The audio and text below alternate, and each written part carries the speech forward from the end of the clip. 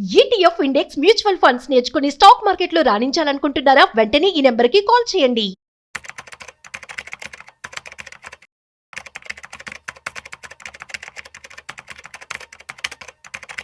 నమస్తే, welcome back to Suman TV. Present మనతో పాటు ఉన్నారు స్టాక్ మార్కెట్ అనలిస్ట్ సుందరామరెడ్డి గారు. నమస్తే సార్. నమస్తే అండి. సార్, గోల్డ్ అండ్ సిల్వర్ మరి వార్ స్టార్ట్ అయినప్పుడు హై రైజ్ లో వెళ్ళిపోయినటువంటి ధరలు మెల్లగా తగ్గుతూ వచ్చాయి. ఇప్పుడు ఇంకా పతనం దిశగా వస్తున్నాయని అంటున్నారు. మరి యుద్ధం కనుక ఆగిపోతే మళ్ళీ రైజ్ అవుతాయా? ఇప్పుడు ఈ తగ్గుతున్నటువంటి ధరలన్నీ కూడా టెంపరీ అనుకోవచ్చు అంటారా? లేదు, అలానేం లేదు. ప్రతి ఎసెట్ క్లాస్గా ఆ నేచర్ ఉంటుంది, అప్ అండ్ డౌన్ అవటం అనేది.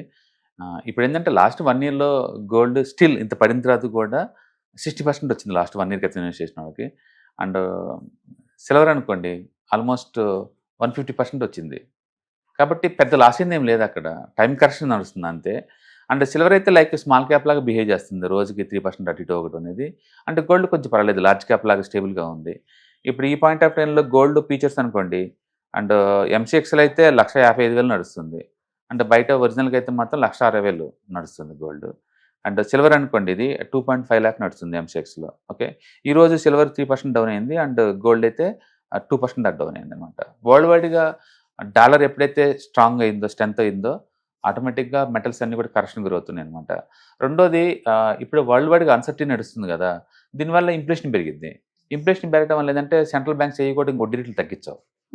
వడ్డీ రేట్లు తగ్గించేలాగుంటే డెట్ ఫండ్స్ గిట్టుబాటు అవ్వవు, కాబట్టి డబ్బులంతా గోల్డ్ సిల్వర్కి వస్తుంది. ఇప్పుడు వడ్డీ రేట్లు పెంచే ఛాన్స్ ఎక్కువ ఉంది కాబట్టి వీటిని పడగొట్టేసి దాన్ని డెట్ ఫండ్స్కి వెళ్ళిపోతారనమాట.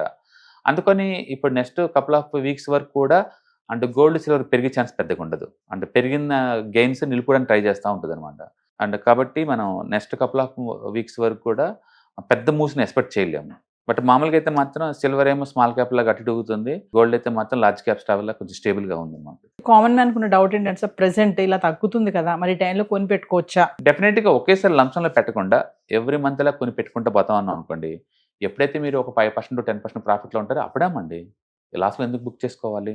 బేసిక్గా మనం చాలా మంది అనుకుంటుంటే సిల్వర్ డిమాండ్ తగ్గుతుంది అనుకుంటారు. రేట్ తగ్గితే సిల్వర్ డిమాండ్ తగ్గిందేమో అనుకుంటారు, రేట్ పెరగంగానే డిమాండ్ పెరుగుతుంది అనుకుంటారు. అండ్ బిలో మీ ఇండస్ట్రీ ఒక్కడు కూడా క్లోజ్ అవ్వలేదండి.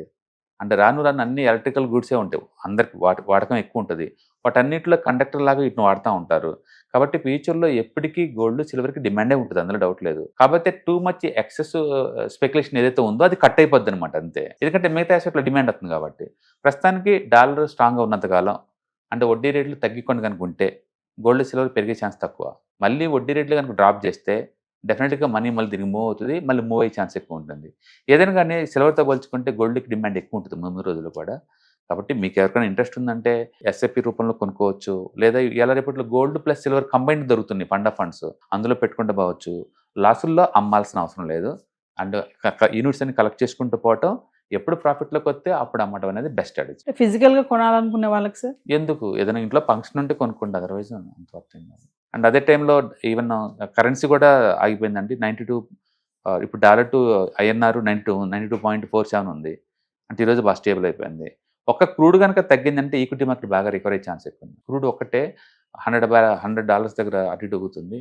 అది కనుక కొంచెం కూల్ అయితే కనుక స్టాక్ మార్కెట్ మళ్ళీ ఎంతకంత మూవ్ అయ్యే ఛాన్స్ ఉంది. ఎందుకంటే ఈక్విటీ మార్కెట్ టూ మచ్గా పడి ఉన్నాయి, టూ మచ్ ఓవర్సోల్డ్ జోన్లో ఉన్నాయి. అవి కనీసం 1000 పాయింట్లు అర్జెంటుగా పెరిగితే తప్ప పెయిన్ తగ్గదు ఎవరికి, ఇన్వెస్టర్స్కి అంత పెయిన్ ఉందన్నమాట. మామూలుగా సార్ వార్ వస్తే బంగారం వెండి పెరిగిపోతాయి అంటారు, మరి ఎందుకు క్వైట్ ఆపోజిట్ గా జరుగుతుందంటే? వార్ అనేది ఒక అన్సర్టనిటీ క్రియేషన్ పనికి వస్తుంది అంతే. బట్ వేరే అసెట్స్ అట్రాక్టివ్ ప్రైస్ గుంటే అటే పోతారు కదా. డాలర్ అట్రాక్టివ్ ప్రైస్కి నడుస్తుంది. డాలరు మొన్న ఇంటర్డేలో అయితే 150 వచ్చింది, 100 రూపీస్ అండ్ 50 పైసా. వారు జరగకముందు అది 95 రూపీస్, 95 నుంచి 100కి వచ్చిందంటే 6% ప్రాఫిట్లో ఉంది కదా. కాబట్టి ఆ అసెట్కి డిమాండ్ వస్తుంది, ఇవి తగ్గుతున్నాయి అంతే. పైగా ఇది ఆల్రెడీ పెరిగి ఉన్నాయి, అంటే ప్రాఫిట్ బుక్ చేసుకుంటారు. ఈ టైంలో అంతా ఎక్కువ డాలర్స్ వస్తాయి కదా. ఇండియాలో అంటే నువ్వు ఐఎన్ఆర్లో డీల్ చేస్తావు, కానీ అబ్రాడ్ మొత్తం డాలర్లో డీల్ చేసేది.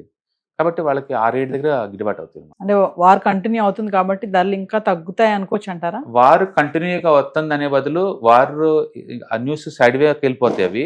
అంటే మార్కెట్ ఎంతకంత స్టెబిలిటీకి ట్రై చేస్తూ ఉంటుంది ముందు రోజుల్లో. అండ్ డాలర్ కూడా పెరగడం ఆగిపోద్ది. అది ఆగితే గోల్డ్ సిల్వర్ కూడా పట్టడం ఆగిపోద్ది, మొత్తానికి స్టెబిలిటీ వస్తుంది మార్కెట్లో. అప్పుడు మళ్ళీ వడ్డీ రేట్లు ఏమైనా తగ్గిస్తామని అన్నప్పుడు మాత్రమే గోల్డ్లో మళ్ళీ మూవ్ స్టార్ట్ అవుద్ది.